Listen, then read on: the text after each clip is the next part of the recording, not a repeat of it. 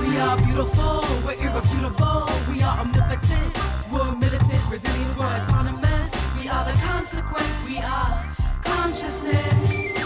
We are the heartbeat of every freedom fighter who came before us, and all will come after. Feral, adjective, especially of an animal in a wild state after escape from captivity or domestication. Alcatraz, Arab Spring, 1 billion rising. Freedom schools, the Maroons, rebellion thriving. We've been rising since the dawn of creation. Sun in the blood of our veins, liberation runs. Welcome to Feral Visions, a decolonial feminist podcast brought to you by the grassroots adult freedom school Liberation Spring. I'm your host, Anjali Nathupadia. Let's begin with a content note or trigger warning. Here at Feral Visions, we go deep, and that often means courageously addressing imperialist, white supremacist, cis-heteropatriarchal, capitalist settler colonialism in order to support healing and transformation. Bypassing isn't an option. The only way out is through. The time for denial is over, and today's a great day to keep it real. Since we're unapologetically truth-telling, please practice excellent self and community care while listening. To begin on that note, I invite you to join me for one deep breath right now so that we can be as present as is realistically possible moving forward with this dialogue. If you're feeling it, do inhale, then exhale with me right now.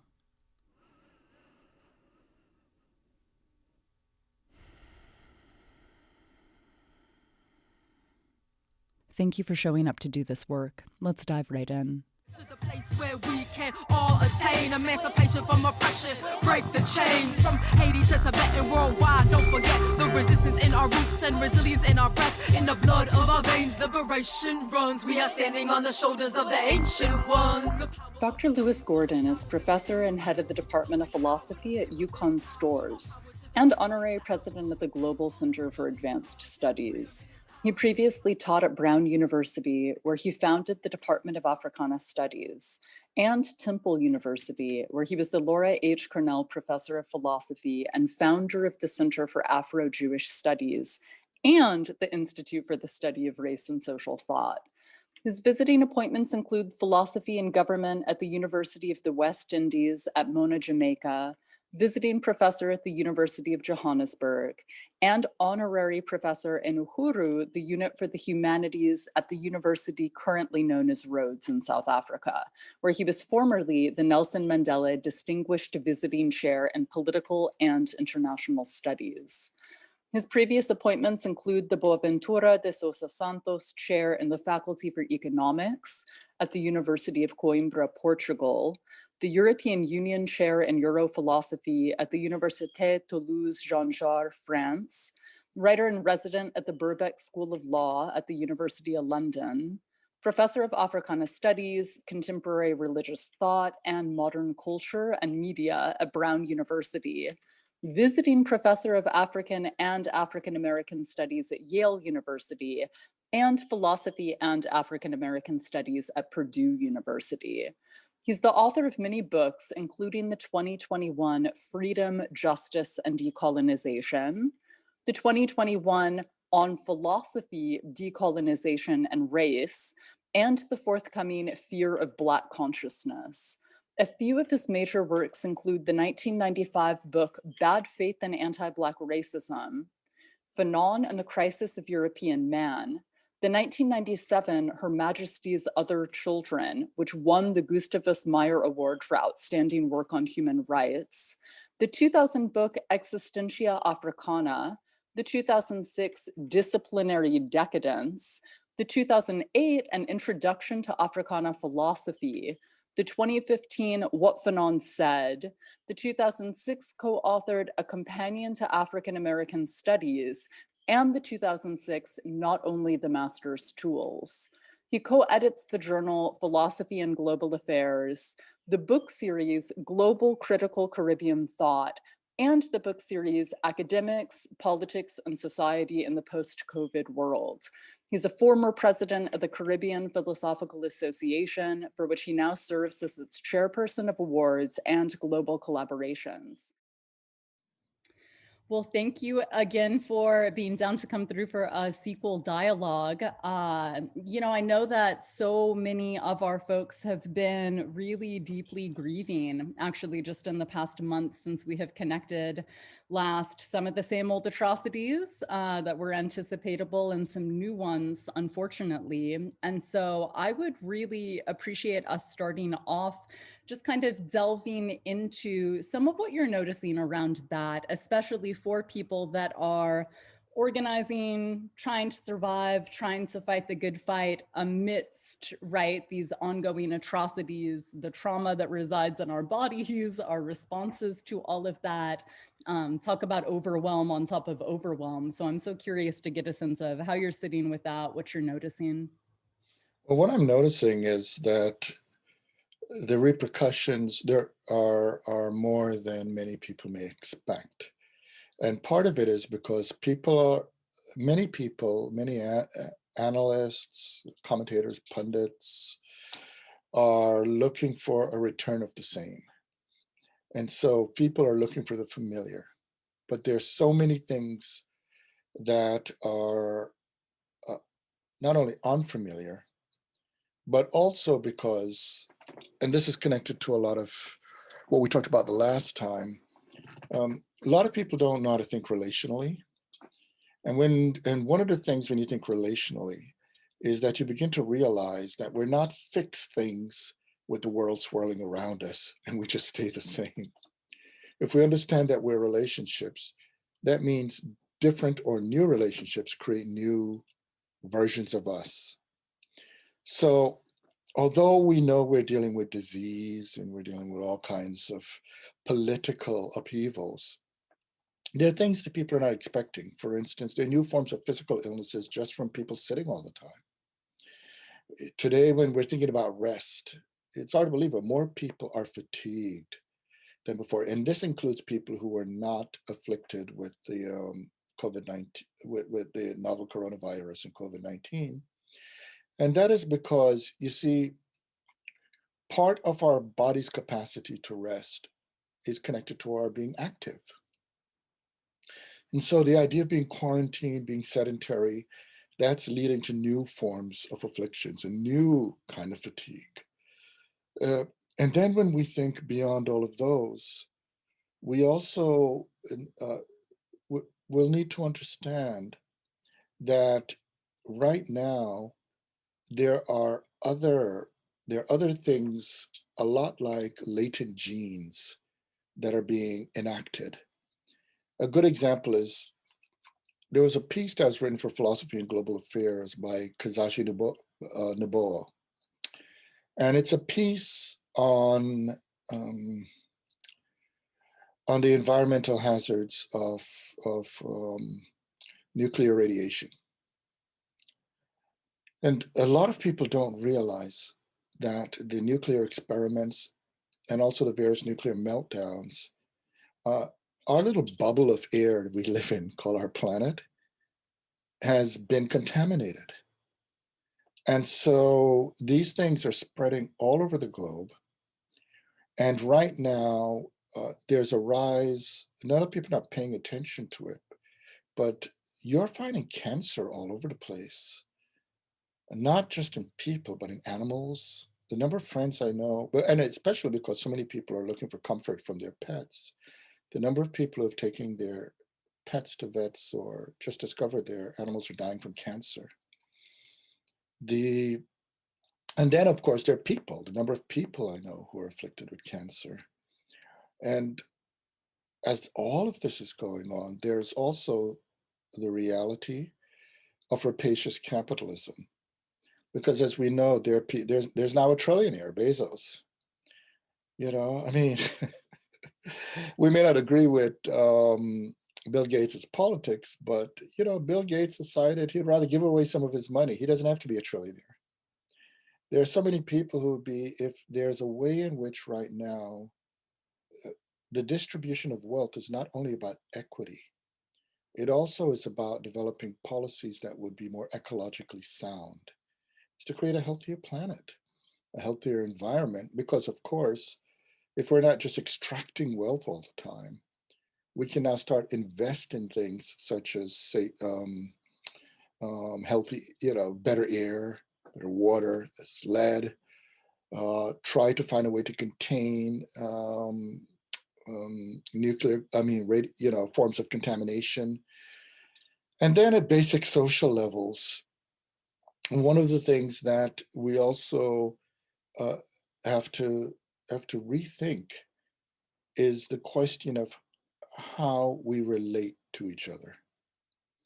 Because so many people have passed away, but they have passed away in phenomenological terms. And by phenomenological terms, what I mean is what we're able to experience and see.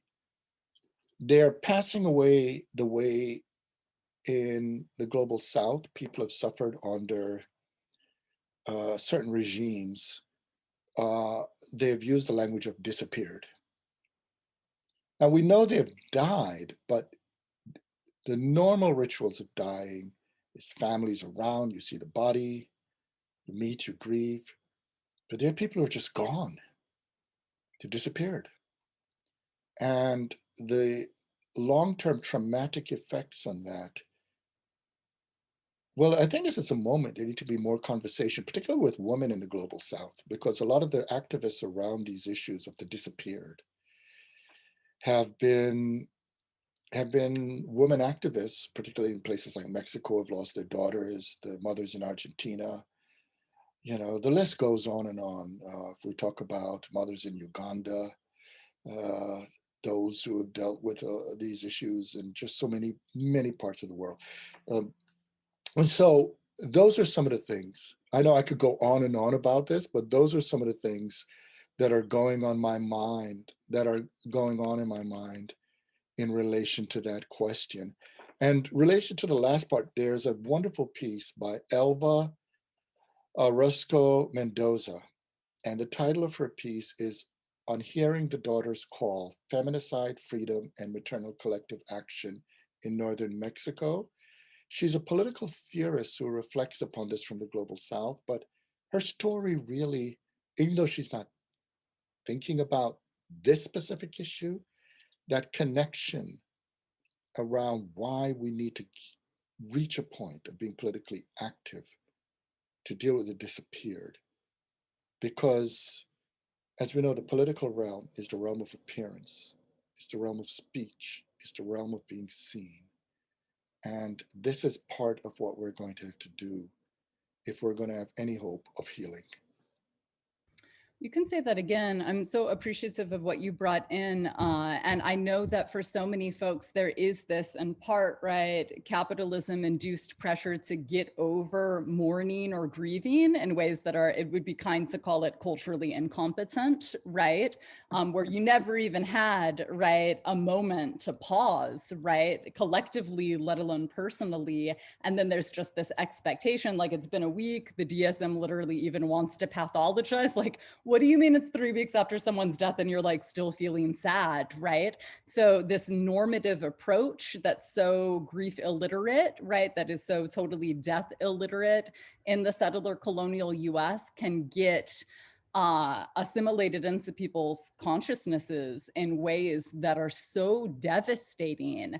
And so there's really something to be said for, I mean, the parents of the students at Ayotzinapa that are like, oh no, we're still having this conversation, right? Or the family members of so many folks dealing with so many femicides, for sure, in Mexico and elsewhere.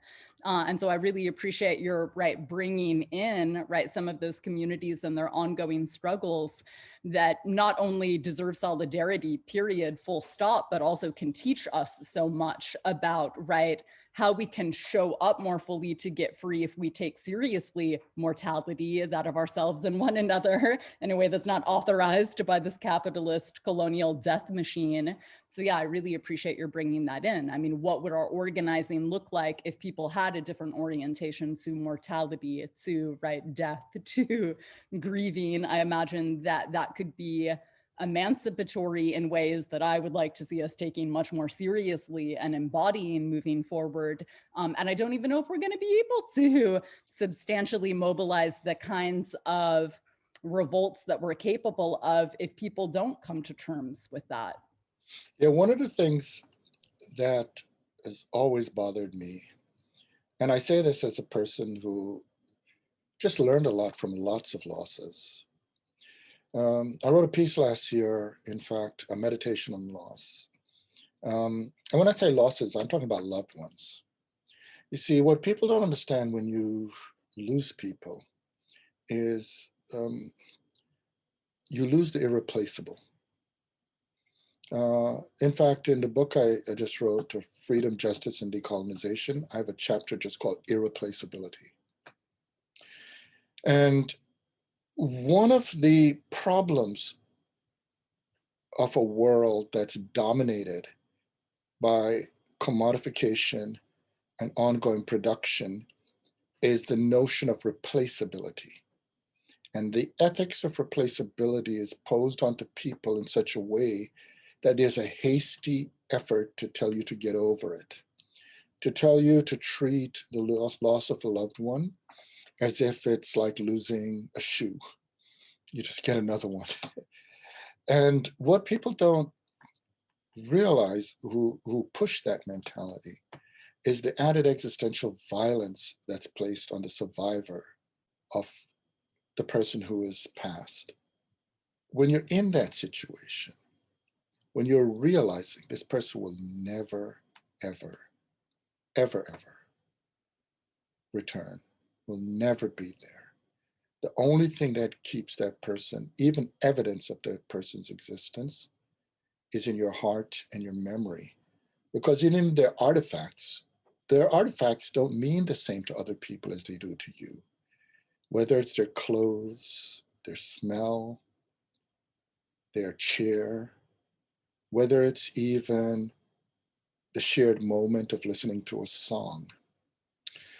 What I say when I'm dealing with the aggrieved is, do remember you have a right to grief. Because when we tell people to get over it, we don't realize it, but we're subtextually saying to them that they don't have a right to grieve. And in a way, it makes them go through shame from grieving. And it forestalls coming to grips with the reality of loss. So the thing in the end, what most people who are grieving want is to realize they're not alone through others understanding the loss. It's not that they have the same loss, but it's extraordinary what happens when you do say to somebody, oh no, you have a right to grieve. If I were in your situation, I would be experiencing the loss of a part of myself. And that is a moment in which people begin to understand. This is not, because you see, if you don't realize that you have lost a part of yourself, then you're walking around pretending to be whole, and you start living a lie. What has happened is the crushing of a world and the realization that what you're building is not, you're not rebuilding your world. You're actually now in a project of building another world. It's a world that includes loss. And that's the big difference. And this is where it becomes problematic in our epoch, in our political moment. Because if people don't take seriously that we can't go back, if we try to, we're going to repeat the conditions that have brought us here. What we need to do is understand that there's a lot of damage done in what brought us here. And there is and it's almost a lack, it's really a lack of respect for the dead to cover it up. We need to make it wide open. That's right. Yeah, and how profoundly anti-relational, right? Because also what's being expected performatively, if like you're not allowed to grieve, so then what are we supposed to be posturing, right? So there's this like suppression, repression, induction of shame, and then what ends up getting translated, right, or festering in some other area, because it's there regardless of whether or not there's the maturity or the capacity in certain spaces to be able to acknowledge it. Taking it back, you mentioned trauma. What happens when, right, we've still collectively hardly even started to acknowledge, right, I mean, so many seismic cultural traumas, right, let alone then interpersonally, right, all of these compounding factors that are just sort of piling on top of one another. Meanwhile, someone is expected to show up to their gig in the nonprofit industrial complex and have a sort of, right, perky attitude and pretend like things are more or less, right, salvageable in these conditions that frankly aren't for so many people. I'm curious around your understanding of, you know, some people talk about, according to sort of psychological speak in the West, right, complex post-traumatic stress, or maybe chronic post-traumatic stress, or maybe chronic complex post-traumatic stress, or if we're invoking that, right, dominant language, it would be considered a disorder, when in actuality, what's being referenced there is frankly more the rule than the exception for so many of us, and certainly isn't going to be anything different until we change these systems that are creating, right, whatever that is that we're referring to within our bodies and collectively. That again, so often there's all the performativity to pretend like you're over it, right? If not, then you're going to individually get pathologized or othered or stigmatized in some kind of way. And I know that that can be really formidable for so many people to come up against on a daily basis in these interactions in their lives where they are being pressured to put on some kind of face that's entirely inauthentic and insulting, frankly, to the dead, to themselves, like you said. It's funny, this week I was teaching Kaiji Nishitani with my students. When I teach my classes, I always open up with music that's actually the thesis of the lecture. I'll come back to that in a second, but in the conversation of, and for those who are listening or viewing who don't know, Kaiji Nishitani was a Japanese Zen Buddhist philosopher. And he argued against covering up reality.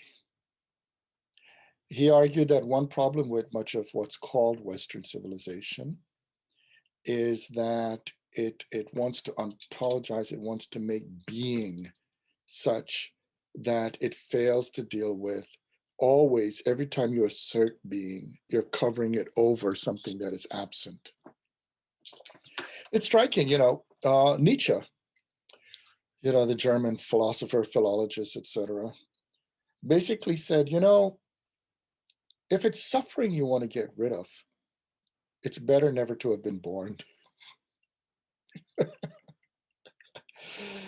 However, of course, suffering is a complex notion, correct? There's misery suffering.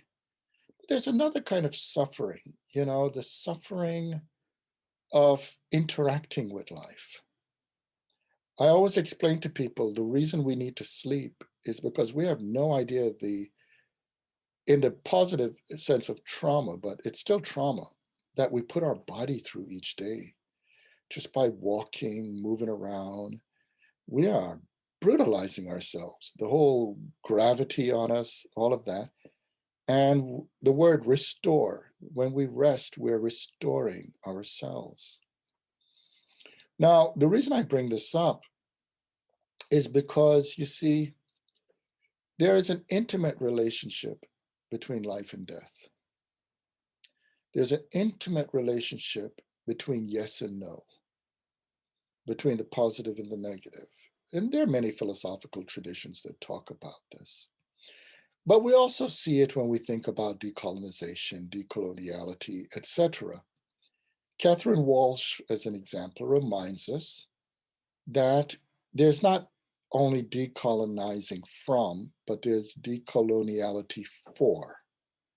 Frantz Fanon also said that humanity is not simply a no. Our freedom is not simply what we say no to. Our freedom is also about what we say yes to. And what we say yes to always, always carries risk, precisely because we don't know the outcomes. We never know the outcomes before the performance.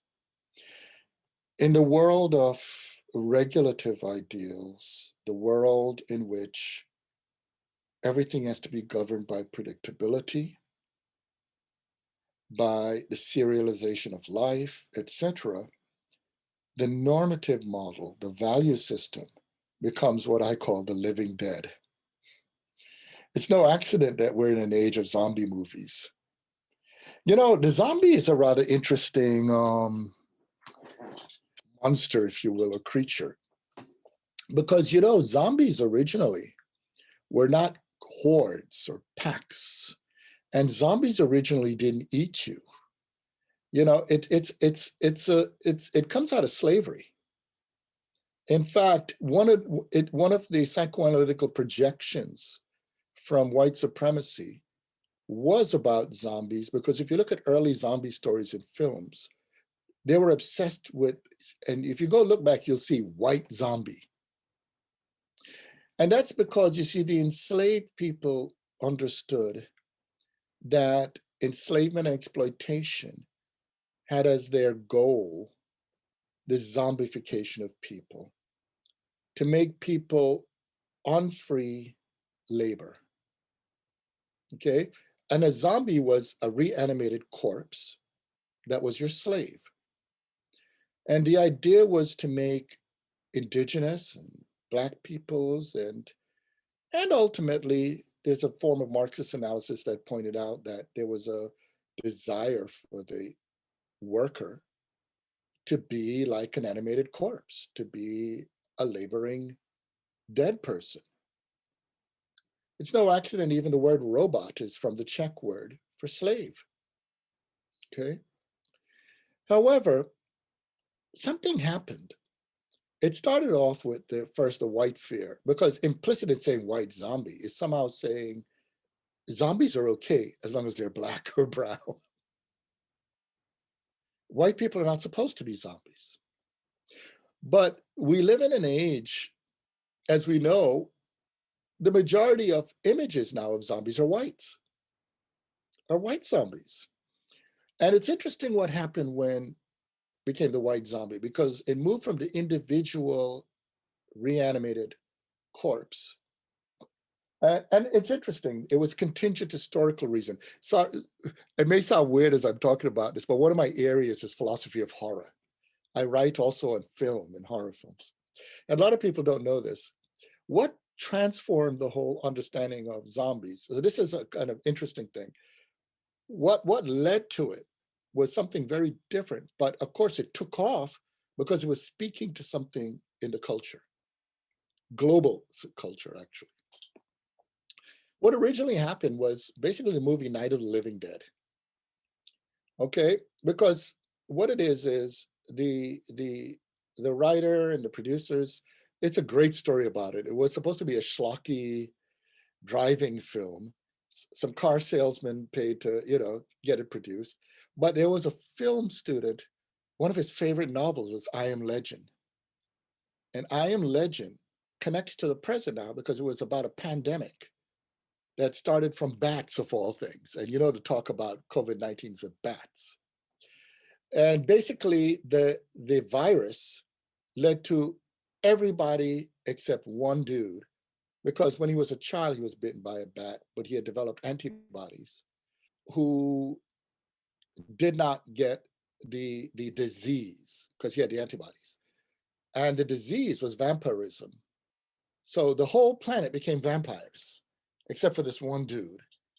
And the whole novel is about him dealing with it. So this fellow wanted to do this, but he couldn't get, they didn't have money. He couldn't get the permission to do I Am Legend. So he created a different film. And so he created Night of the Living Dead. And Night of the Living Dead, as you know, is about a group of people people are turning into zombies and they get locked up in a house and the zombies are all around. And what's they didn't plan this, but the person they were looking for who would be the lead, and this 6'8" or 10, I don't know, black man walks in the room and they're like, this is the dude. So in the novel, it's a white guy, but in the movie, it's a black guy. And the thing about it is zombies up to this point do not eat people. But you could see the subtext is vampires. And vampires do eat people. They drink people. So what he did to avoid copyright infringement was to change it to zombies and have them hordes eating people. And the rest, of course, what's powerful about this film is after they fight through the night to survive, the only person left is this guy. And you know what you look like if you spent an entire night fighting off zombies? You start to walk around looking like a zombie. And so at the end, the zombie hunters saw him walking like this and just shot him in the head and threw him on a pile of corpse and burnt him. And that was the end of the movie. Now, why I bring up this movie is it's nihilistic horror. And you see, we live in an age of nihilism.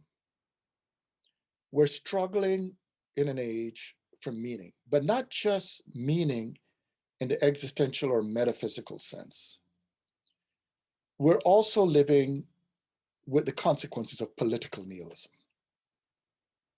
Because you see, the other kind of nihilism could be personal. That's where individuals may commit suicide or they may just not care about the world. And then there is nihilism of values. This is where a nihilist would not understand what I said in the beginning of this conversation when I talked about the irreplaceability of others. Because from a nihilist point of view, everybody dies. It's just end of story. Who cares whether it's you, me, our loved ones? They're just meat that will eventually get worms, disappear. So that's that nihilism. But political nihilism is different. You see, political nihilism is where you want people to believe that their actions don't matter, that their actions cannot transform mechanisms of power. That has been a concerted effort of neoliberalism and neoconservatism. Because you see, neoliberalism and neoliberalism wants capitalism to be the conclusion of history. Neoconservatism wants capitalism and Western civilization to be the conclusion of all history. That's why neoconservatism is always racist, okay? To achieve that goal, they must eradicate in the minds and hearts of everybody else on the planet the idea of possibility. They must make us believe that there's nothing that can be done beyond the privatization of the planet. But we see all the damage privatization is doing. It's pretty clear that we need a form of global public political responsibility for our planet. We need to do this, okay? But political nihilism is to destroy faith in institutions that involve working together to do that.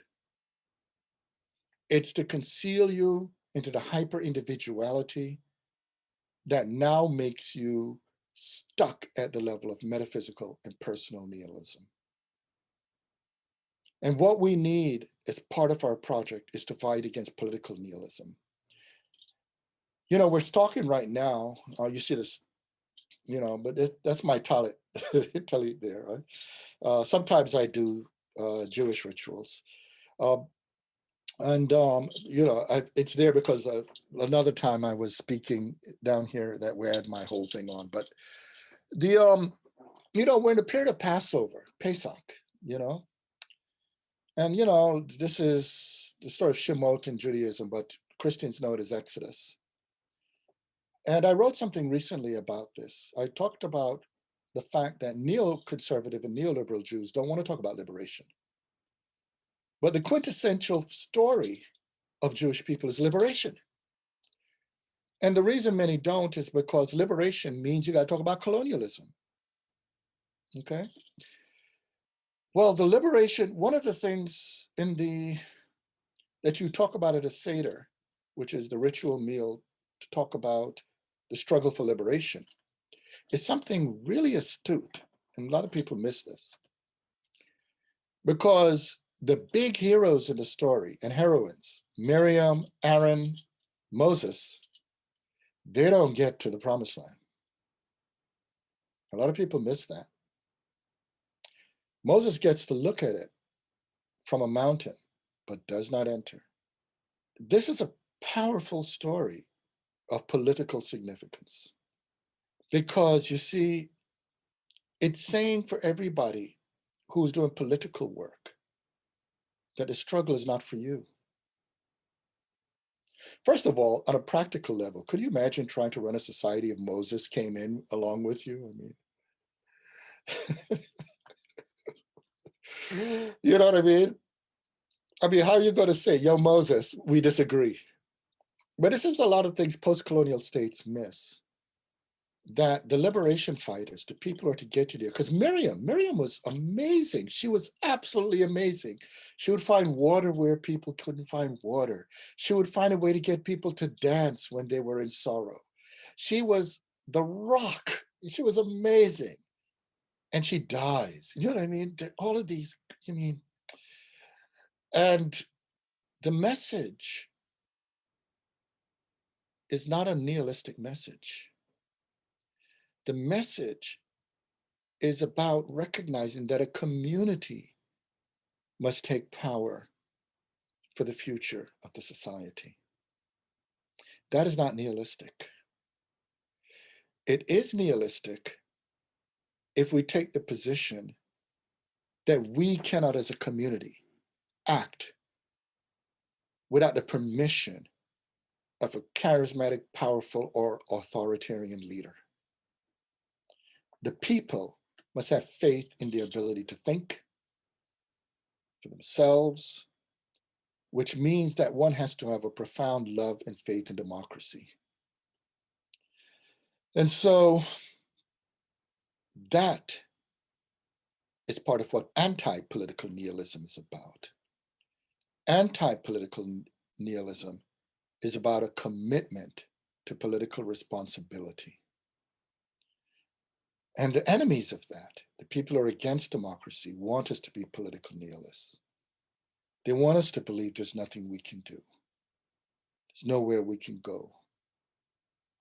And so it's very important for us right now to begin to reflect, right? I mean, I know I started with zombies, but you see the zombie part, of course, is the construction that anti-democratic forces want, because what they want is for the rest of us to be market commodified consumers.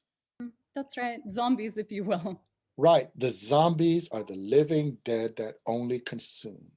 We need to be givers, the people of action. Right. Well, it's entirely consistent. I mean, that's a core tenet of liberation psychology, right? Taking it back to Ignacio Martin Baró is, right, fatalism is one of the principal things that oppression does, colonialism in particular, to the psyches of people experiencing subjugation, right? Is that lie that becomes so pernicious within our imagination, like, don't even try, throw your hands up in the air, don't even bother, there's nothing you can do, all of this fuckery is inevitable, right? So then it's totally a futile endeavor to attempt to do a thing. And don't even get me started on the zombification piece. One of the things that for me was so frustrating, taking it back, say a dozen years ago or so, when there was such a craze of new zombie TV shows and movies and the like, was like, where in the hell is the class analysis? Like the Haitian Revolution, anyone? Like, let's actually talk about, like, it was in a context of US military occupation of Haiti that all of a sudden you see, right, the first sort of pulp fiction zombification movies, right, being introduced into the mass psyche in the US to galvanize public support in part for this, right, US military occupation of the island, right? And it's not lost on me that what is so often, right, lost in the storytelling is like, oh yeah, no, it was like the plantation owning class that was trying to zombify laborers. The laborers were not afraid of other laborers. They were afraid of the plantation owning class, right, that was seeking to exploit their labor through rendering them, right, allegedly brain dead, through poisoning them with this concoction, right, a little bit of a poisonous toad flesh and a little bit of some kind of psychotropic plant and some other ingredients, right? And here I am just like looking at this like Walking Dead, 28 Days Later, whatever in the hell, right, these forms of cultural production are. And what's the messaging in terms of power dynamics? Just like totally horizontal, be afraid of other people. There's like no analysis of power at all whatsoever. It's like legit unapologetic propaganda, right? And I so appreciate your pairing that with talking about vampirism too. My students that watch this are totally gonna laugh because I'm writing a book on decolonial discernment right now, and I have a section on vampirism and a section on zombification. And the section on zombification is in this chapter on apathy. So exactly, right, that pacification and subduing of a people through this epic lie that there's no other way, right? So why bother even trying? And that is something that we see through, right, capitalist consumerism, right? Like just get what you can while you can, like hedonism is the best that you can possibly imagine.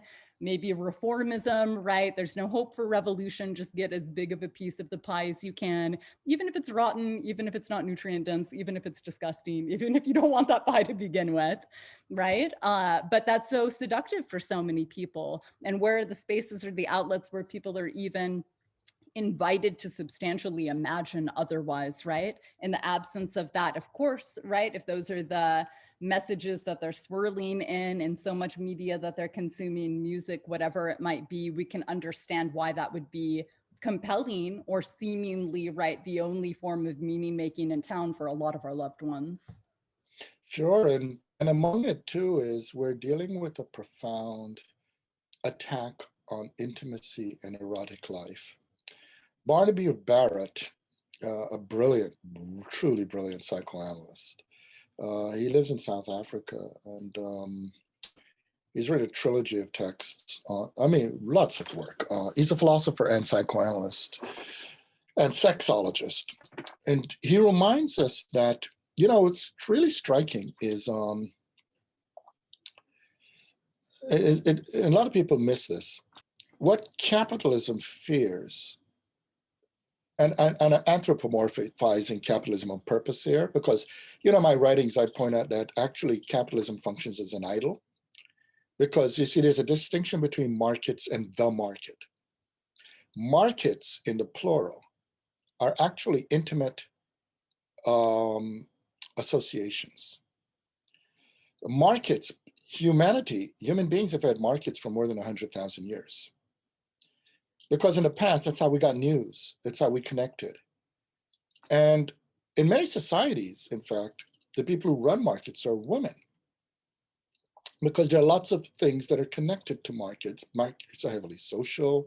And this is not, you know, I mean, it's not that males can't be social. But when Euro-modern capitalism emerged, it saw something wrong with markets in the plural. And the problem it identified with markets was that they're too human.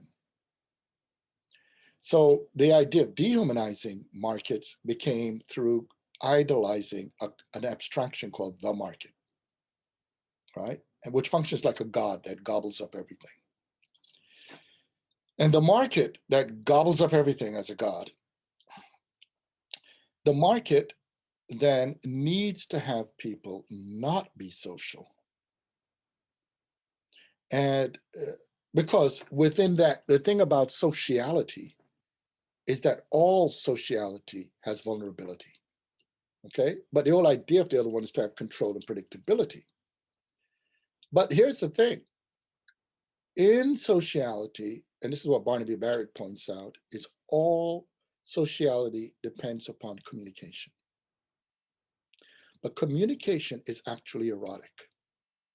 And the reason communication is erotic, we don't think about it, but it's profoundly intimate, is because when we're actually communicating with another human being, where is the communication taking place? And if we put it into feminist analysis,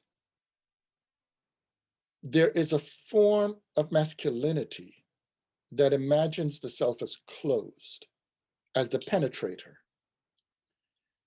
which leaves the feminine as what? Open and supposedly penetrate. Now we could deal with the complex part, because to be open is actually very powerful. But for the insecure, the openness is looked at as vulnerability. So what happens? And here's the problem. If you're closed, then no communication can take place. Because communication to take place, it must be inside of you. So there's something at the heart of communication that is erotic. It's intimate. Now, why do I bring this up? Well, I bring it up because, you see, in a framework in which you have to control and be at war with intimacy, sex, as an example, isn't the problem. It's intimacy is the problem. And that's why we live in a period where there are people talking sex all over the place. But actually, what freaks people out is intimacy. If you look at the language of what's been happening with this pandemic, the very fact that the neoliberal taking charge of the language is to say social distance. But anybody who just knows sociality and communication knows that you can be physically close but socially distant by failing to communicate. But you can be physically distant and socially close. There are people who are closer in the period when we didn't have the technologies of connecting by writing letters. There are people whose heart are so connected by words, and even intimately and erotically connected. And so the thing is, I don't use the term social distance, I say physical distance, because anybody who's viewing this and it connects with them, we're socially close. You and I right now are communicating. But we're in this, but here's the thing about communicating. We didn't know exactly what we were going to say when this conversation started. We had to have faith and commitment and respect for each other for the possibility of engaging each other in an ethical and human way. That means we are facing the contingent, the unpredictable. Capitalism hates that. It wants the commodification of all of these things in such a way that it wants, like, you know, I was in a conversation at a meeting once where I say, like, there are people watching the Kim Kardashian model and those things where they're crass, they're presented, they're formulaic, they're predictable, but they're not dealing with the more profound elements of what happens when people are really thinking, really communicating. Because right now, there's so much creativity also going on in the midst of this pandemic. A place I had almost given up on was New York City years ago. Once Giuliani and Bloomberg and those took over New York City, and not just New York. I have an article I wrote called Philosophy of the City. Oh no, so it's called Cities and Citizenship. And there's a wonderful fellow by the name of Shane Epting who also writes on these issues. There are many people who do. One of the goals of Euromodern capitalism is to take the citizenship out of cities, is to turn cities into urban landscapes of hedonistic play. The model for a capitalist so-called city is Disney World. I've often said the number one totalitarian state in the country is Disney World, in Disneyland. It's completely privatized. You give up complete control into people who are monitoring you everywhere. Every worker there is under control. They even have monitors for the monitors. Sometimes I would go to visit that totalitarian state with my kids, and maximally I could stay there 3 days, right? I remember I went at a bus stop there, and a woman showed up with notes because the bus was to come. And so I said, hi, who are you? And she says, oh, I'm here. I'm just writing notes to see about the arrival time of the bus, even though they have computers monitoring. But then another woman walked up, and she also had a pad. And I asked, who are you? And she said, oh, I'm monitoring her.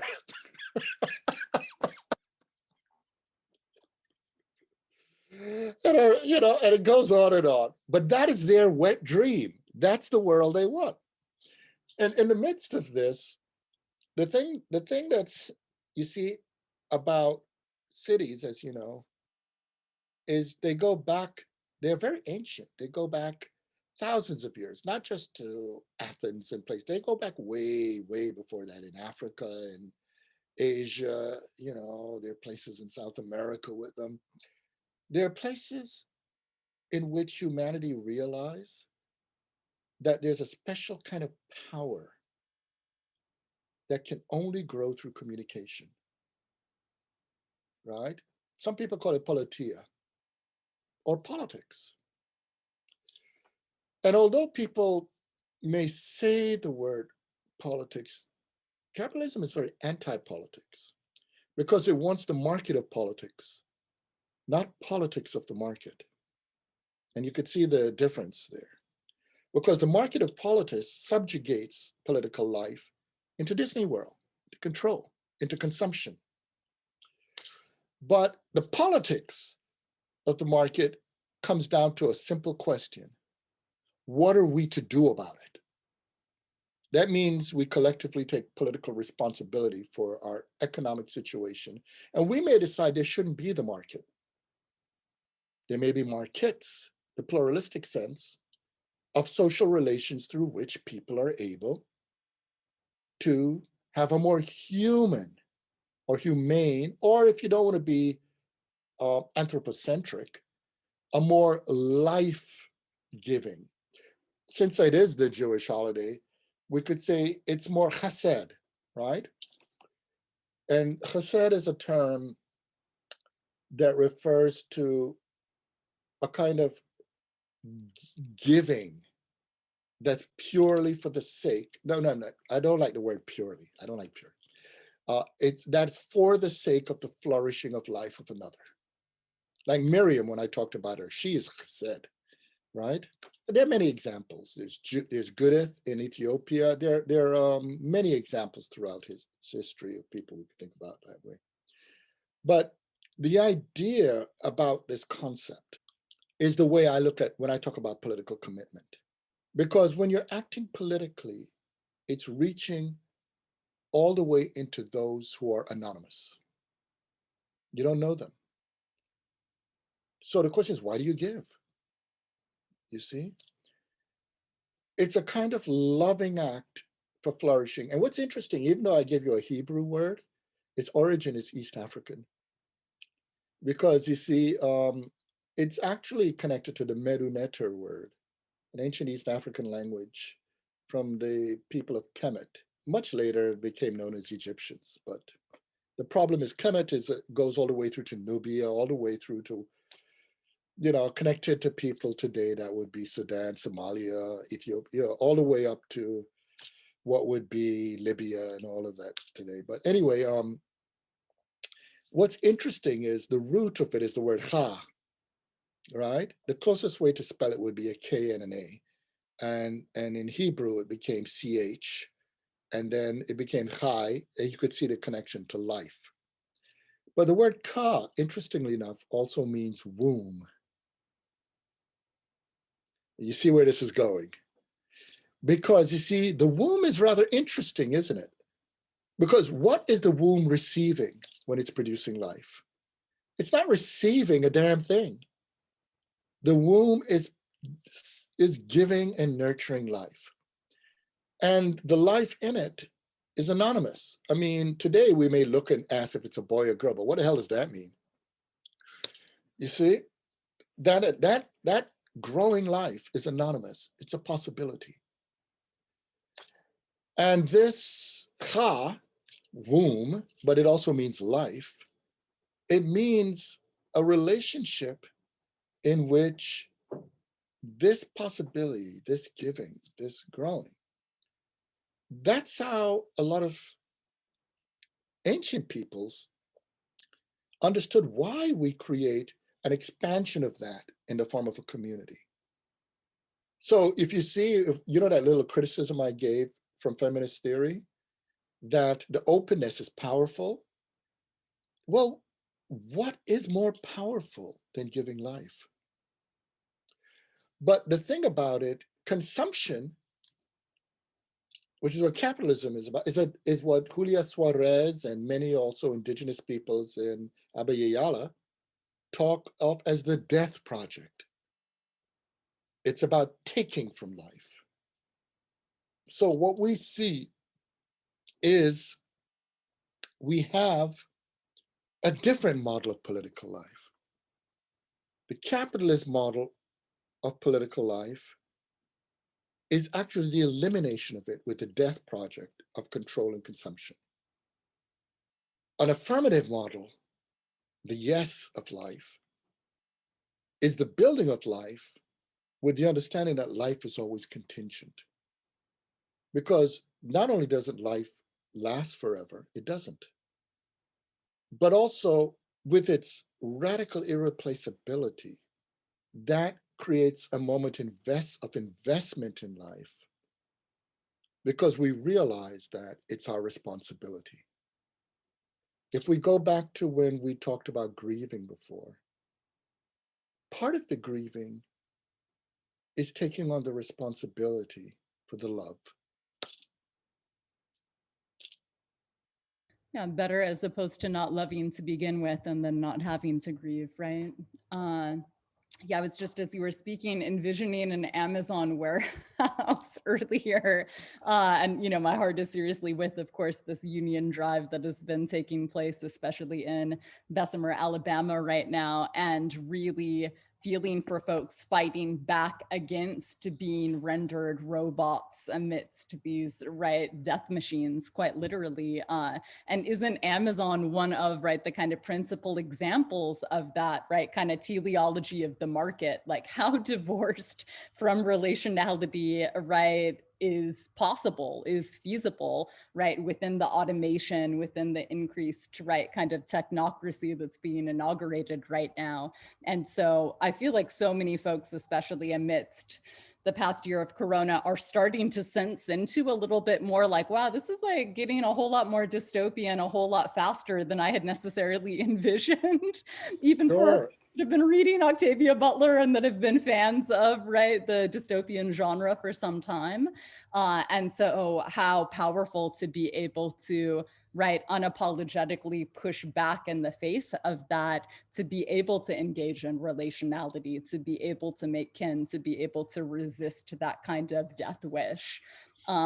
It's such a trip hearing you speak to some of that etymology, because I went for my PhD to Hawaii, and right, the word for foreigner or kind of for a white person there is haole, right? Ha'aole, ha is the Hawaiian word in part for breath, right? And a'ole is without. So the right contraction would be without breath, would be the word for, right, haole or for white person, because, right, when these colonizers, Captain Cook arrives, right, as opposed to, right, a more traditional sort of oceanic or so-called Polynesian, right, or Pacific greeting, right, face to face and sharing a breath with someone. Instead, right, Captain Cook and these haoles greet one another like as far away as possible, like my arm to your arm outstretched. Like, how can I like not touch someone to the fullest extent possible, but still allegedly be greeting them? And so it was so profound to me to hear over my years in Hawaii a little bit of the storytelling from some Kanaka friends there around that being their understanding of colonizers, right? Initially naming them people without breath, like you're greeting another human, allegedly, but in a way that's so profoundly devoid of life. Yeah, and the word ha also means breath, by the way. Yeah. Exactly. Yeah.